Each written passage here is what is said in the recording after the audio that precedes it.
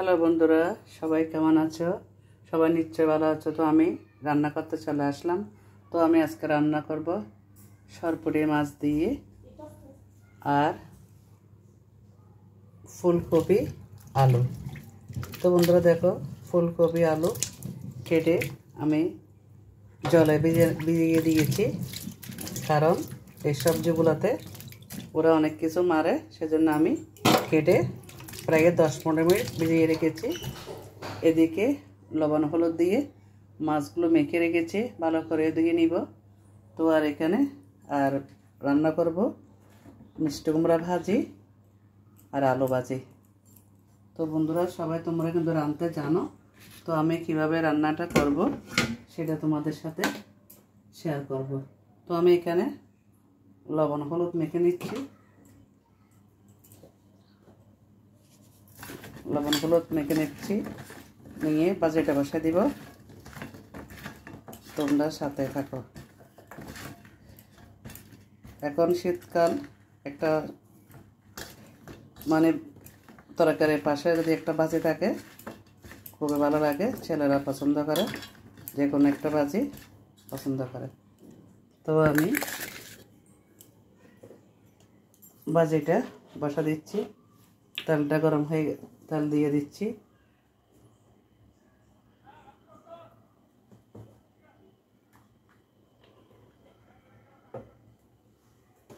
তেলটা গরমে হয়ে গেছে, তো আমি একটা একটা করে ভাজিগুলো দিয়ে দিচ্ছি।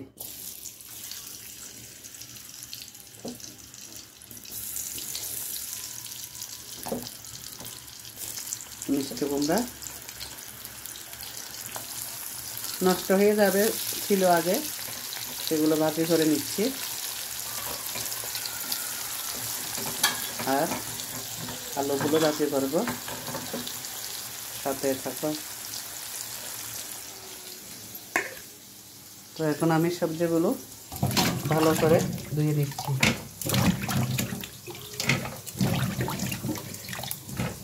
এভাবে ভিজিয়ে রাখতে হয়, কারণ এখনো সবজিতে অনেক কিছু মারে, কেননা পোকা না ধরার জন্য আর সবজিগুলো ফ্রেশ থাকার জন্য। তো সেজন্য আমাদেরকে কী করতে হবে, সবজিগুলো কেটে নিয়ে ভালো করে ভিজিয়ে রাখতে হবে। তো এখন বিছানা করে ধুবো, আগে এমনিতে দিয়ে গামলাতে ভিজিয়ে রেখেছিলাম। তো এখন ভালো করে বিছানা দিয়ে সুন্দর করে ভালো করে দিয়ে নিতে হবে, যত ধোয়া যাবে কিন্তু সবজি ভালো। সবাই জানো, তবু আমি মানে কিভাবে সবজিটা রান্না করে মাছ দিয়ে, সেটা তোমাদের সাথে শেয়ার করবো আর কি। তো ভিজানো থাক, আমি দেখি আমার ভাজিটা কি অবস্থা। ভাজিটা উল্টে দিচ্ছি।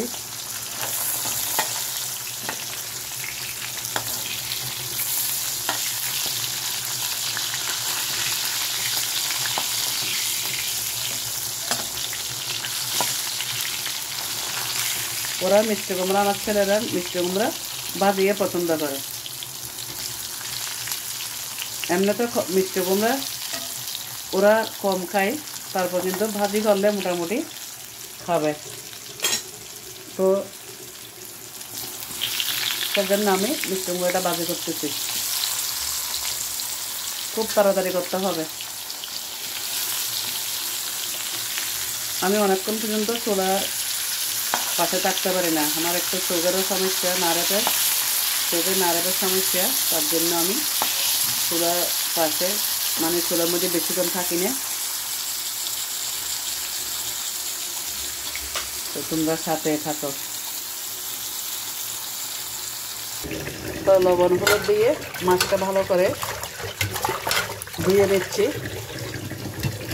মাছটা ধোয়ার আগে আমি কি করছি, লবণ হলুদ দিয়ে মেখে রেখেছিলাম। তো লবণ হলুদ দিয়ে মেখে কিছুক্ষণ রেখে যদি ধুই, ও লোট জাতীয় ওটা বের হয়ে যায়। তো আসলে মাছ কিন্তু ভালো করে দিতে হয়, মাছগুলো হয় মিষ্টি আর মাংসগুলো হয় পাঞ্চা। এইভাবে কিন্তু ভালো করে ধুয়ে নিতে হবে।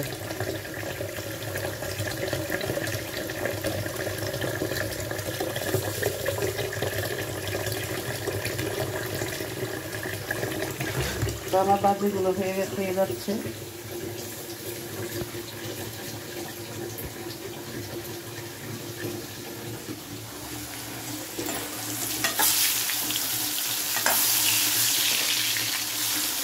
একসাথে দিয়ে দিচ্ছি, হয়ে যাবে।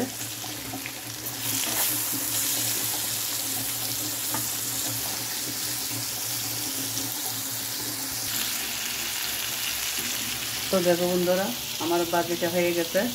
তো আমি মাছ বাজিটা বসে দিয়েছি। এদিকে ভাত তো হয়ে গেছে। তো মাছটা ভাজি করে সবজিগুলো দিয়ে, ফুলকপি কেটে রেখেছি, ফুলকপি আর আলু কেটে রেখেছি, ওগুলো দিয়ে মাছ আর ফুলকপি দিয়ে আলু দিয়ে রান্না করব।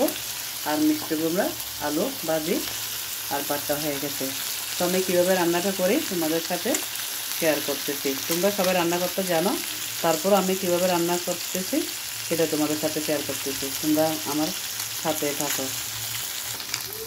তো দেখো বন্ধুরা, মাছ ভাজিটা হয়ে গেছে। এখন আমি তরকারিটা বসা দিব।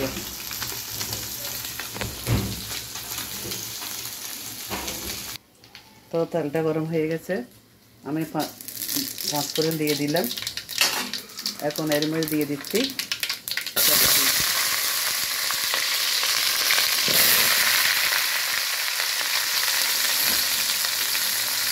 সবজি দিয়ে দিয়েছি।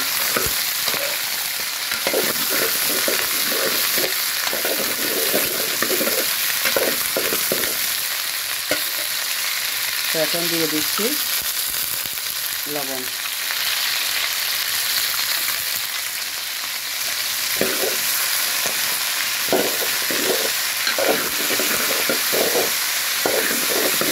সবজিটা যখন ভাজা হয়ে যাবে তখন মশলা দিয়ে দেব। এখন দিয়ে দিচ্ছি হলুদ, লবণ, হলুদ,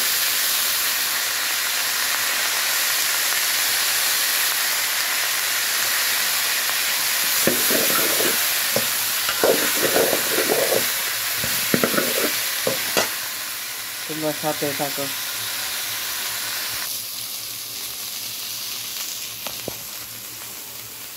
সবজিটা ভাজা হয়ে গেছে। তো এর মধ্যে আমি দিয়ে দিচ্ছি বাটা মশলা। বাটা মশলা দিয়ে দিলাম।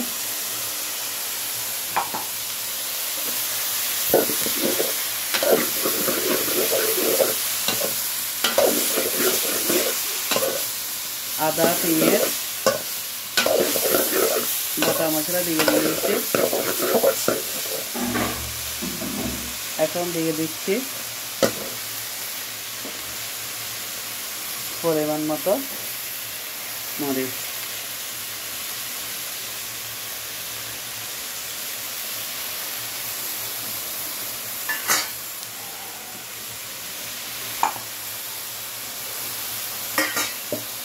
একটু করে জল দিয়ে দিচ্ছি।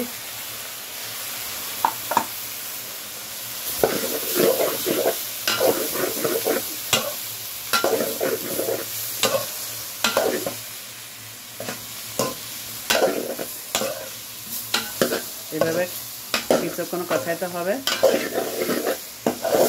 কারণ সবজিগুলো যখন ভাজি করে নিয়েছি সবজিগুলো আর ভাঙবে না। তো এখন আমি দিয়ে দিচ্ছি মশলা, জিরা,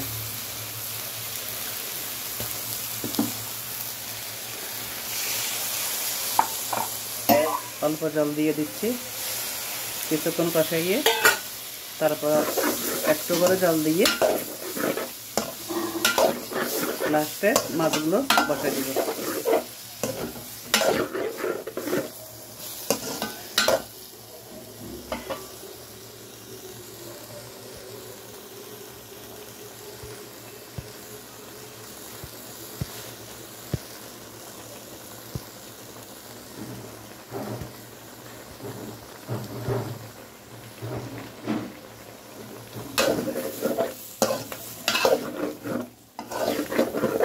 এভাবে আমি মাছটা তো সবাই কিন্তু রান্না করতে জানো, তারপরে আমি কিভাবে রান্না করলাম তোমাদের সাথে ভিডিওটা শেয়ার করলাম।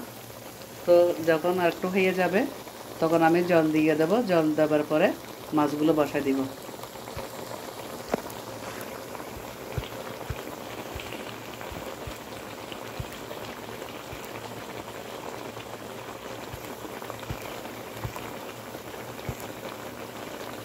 তো আমার রান্নাটা যদি তোমাদের কাছে ভালো লাগে তোমরা সবাই একটু লাইক কমেন্ট করে দিবে, শেয়ার করে দিবে, দিদিভাইয়ের পাশে থাকবে। কেমন? সবার জন্য অনেক অনেক শুভকামনা রেখে ভিডিওটা আমি এখানে শেষ করলাম।